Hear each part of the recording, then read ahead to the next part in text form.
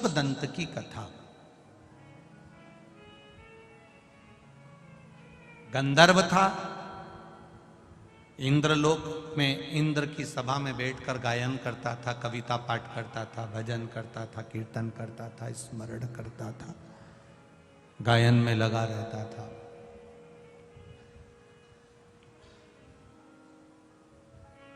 एक बार उसके मन में आया कि पृथ्वी पर मैं जरा भ्रमण कर कर आता हूं, पृथ्वी घूम कर आता हूं।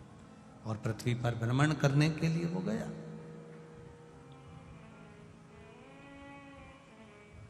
फूल पंच पुष्प शिव महापुराण की कथा है। फूल चढ़ाने से पहले फूल चढ़ाने का तरीका आना चाहिए। फूल चढ़ाने से पहले कौन से पुष्प आप देने जा रहे हो, वो फूल कहां से लेकर आए हो, उसका तरीका आना चाहिए। भले आपके पास में पुष्प नहीं है, आपने मंदिर कई पुष्प चढ़ाया, तो उसका भी तरीका आना चाहिए।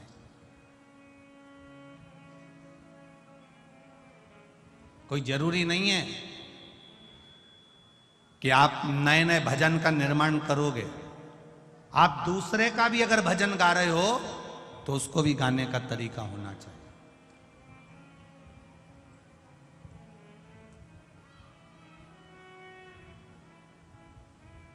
पुष्पदंत गंधर्व है और गंधर्व के साथ में उसको वर प्राप्त है कि ये दिखेगा नहीं, ये दिखेगा नहीं, और ये कुछ भी कार्य करेगा तो लोगों को दिखेगा नहीं। इसकी वाणी नहीं दिखे सुनाई नहीं देगी, इसके शब्द नहीं सुनाई देंगे, ये सामने दिखेगा नहीं। ये पुष्पदंत गंधर्व की कथा है। भैंस या तो कम कर दो, या चुंगे जैसी आवाज आ रही है उसको सेट करो ना, बार बार बोल रहे हैं उसको। पुष्पदंत गंधर्व पृथ्वी पर भ्रमण करने के लिए आया, और जब पृथ्वी पर भ्रमण करने के लिए पुष्पदंत गंधर्व आता है, पुष्पदंत गंधर्व जब पृथ्वी पर भ्रमण कर रहा होता है, भ्रमण करते करते इसकी एक आदत थी भगवान शिव की भक्ति करना, भगवान शंकर का भजन करना, भगवान शंकर का स्मरण करना, शिव जी की आराधना करना, शिवलिंग की पूजन करना। अब पुष्पदंत गंधर्व ने विचार करा कि मैं पृथ्वी पर आ गया हूं, क्यों ना यहां शंकर के शिवलिंग का निर्माण करूं और उसका पूजन करूं। एक पार्थिव शिवलिंग का निर्माण पुष्पदंत गंधर्व करने लगा।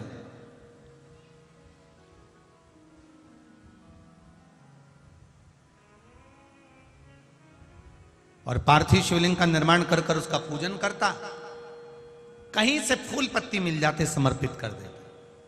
एक बार उसके मन में आया कि चलो जरा मैं भ्रमण कर कर आता हूं। भ्रमण करते करते करते करते राजा चित्ररथ के सुंदर उद्यान में, सुंदर बगीचे में पहुंच गए। कभी कभी आप भी जाते जाते रास्ते में किसी का पौधा देख लेते हो, किसी का पेड़ देख लेते हो, किसी का बगीचा देख लेते हो, किसी की वस्तु देख लेते हो, आपके भीतर भी वो भाव जागृत हो जाता है कि ये अच्छा फूल है, मैं भगवान के लिए तोड़ लेती हूँ। अभी नवरात्रे चल रहे हैं, लाल कलर का वो फूल होता है ना, तो लोग किसी के भी पेड़ से, किसी के भी बगीचे से, किसी के यहाँ से भी तोड़ कर ले आते हैं, देवी जी को चढ़ा देते हैं, बड़े प्रेम से पल्लू वल्लू लेके खुश होके। तुम सोचती हो कि देवी मैया प्रसन्न हो गई, देवी जी कह रही हैं अरे वो चोटी, बताओ, दूसरे के घर का चुरा कर लिया, दूसरे के घर का उठा कर लिया, दूसरे का सामान लेकर आ गई और चढ़ा कर कह रही है कि मैंने भगवान का पूजन कर दिया, भगवान की आराधना कर दी, भगवान की सेवा कर दी। ना ना, जिसे अपने घर का एक लोटा जल लेकर जा रहे हो, अगर किसी के यहां तुमने पूछ लिया कि हमें आपके बगीचे का फूल ले जाएं, वो आज्ञा दे दे तो ले जाओ।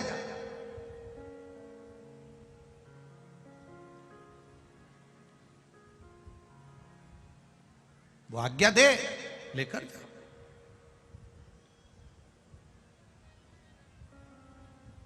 आज्ञा होने के बाद में फूल शिव जी को चढ़ा रहे हो तो वायु पुराण कहती है, वायु पुराण वर्णन करती है। आप लोगों को तो मालूम होगा, आप लोग क्योंकि सब कोटेश्वर के पास के हो तो आप लोगों के तो स्मरण में होगा कि शंकर भगवान को या देवताओं को जो पुष्प चढ़ता है, उस फूल को अगर कोई पेड़ पे से, डाली पे से तोड़ा जाता है तो नहाकर नहीं तोड़ते। भगवान को चढ़ने वाले पुष्प को बिना नहाए तोड़ा जाता है। नहाकर पुष्प नहीं तोड़ा जाता।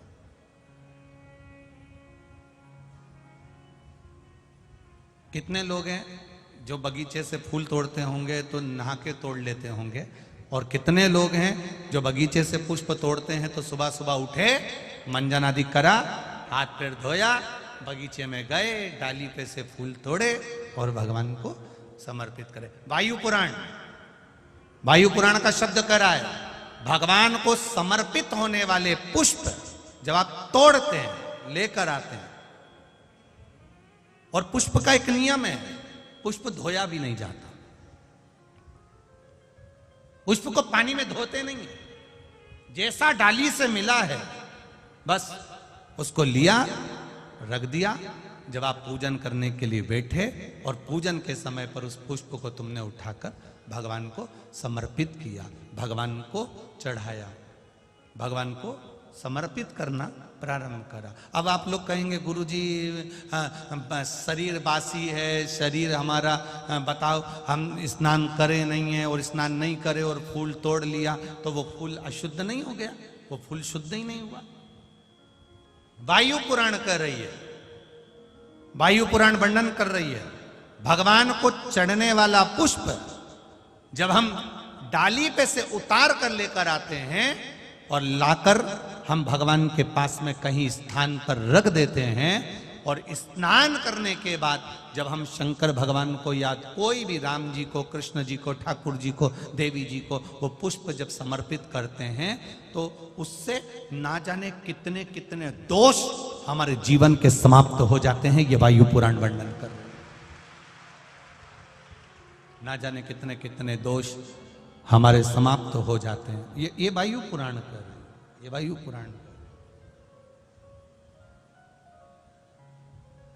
अब पुष्पदंत गए, देखते देखते चित्ररथ राजा के बगीचे में प्रवेश कर रहे। अब चित्ररथ राजा के बगीचे में प्रवेश कर, बड़ा सुंदर बगीचा था, बड़ा सुंदर, देखकर मन में उमंगता आ गई कि मुझे इसमें से पुष्प तोड़ना है। राजा चित्ररथ के बगीचे में प्रवेश कर गए, बिना पूछे, बिना जाने, बिना बात करे, बस बगीचे में गए और फूल तोड़कर, पत्तियां तोड़कर लेकर आ गए और लाकर उन्होंने भगवान शंकर को समर्पित करना प्रारंभ किया।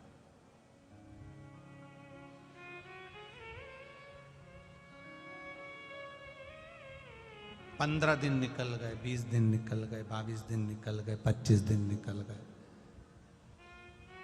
एक बार राजा चित्ररथ भगवान का पूजन करने के लिए बैठे, और भगवान का पूजन करते करते राजा चित्ररथ ने कहा चलो बगीचे से फूल लेकर आओ, जाओ जरा।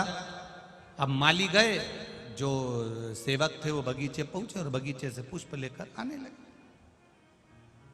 बगीचे से जब पुष्प लेकर आए तो बगीचे में जाकर क्या देखते हैं कि वहां तो एक भी पुष्प नहीं है, सारे पुष्प टूट चुके, कोई ले जा चुका। कोई बात नहीं, टूट कर नीचे गिर गए होंगे। दूसरा दिन हुआ, तीसरा दिन हुआ, चौथा दिन हुआ, पांचवा दिन हुआ। रोज बगीचे से फूल गायब हो जाते हैं, रोज बगीचे से फूल समाप्त हो जाते हैं और वो फूल मिल नहीं पाते हैं। बड़ा दुखी होते हैं राजा। आज राजा को क्रोध आ गया, आखिर बगीचे में से फूल चुरा कौन रहा? पता नहीं, हमने बहुत ढूंढा पर मिल नहीं रहा, बहुत प्रयास करा पर मिलता नहीं।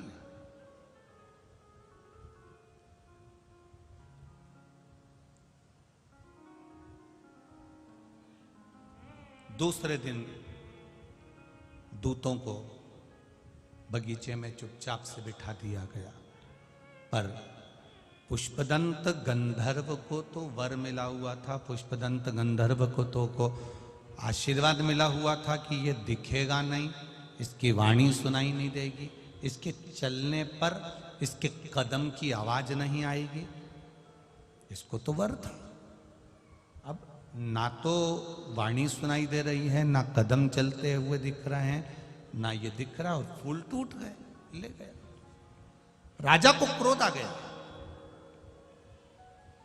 चित्ररथ राजा ने विचार करा कि मेरे यहां से रोज फूल जा रहे हैं, पकड़ाई में नहीं आ रहा, तो अब करूं क्या। राजा चित्ररथ शिव जी की उपासना करता था, भगवान शंकर का भजन करता था, शिव जी की आराधना में डूबा रहता था। आज उसने विचार करा शंकर जी पे से चढ़ा हुआ निर्माल्य बेलपत्र उठाया जाए और शिव जी पे से चढ़ा हुआ निर्माल्य उठाकर, बेलपत्र उठाकर बगीचे के आसपास में डाल दिया जाए।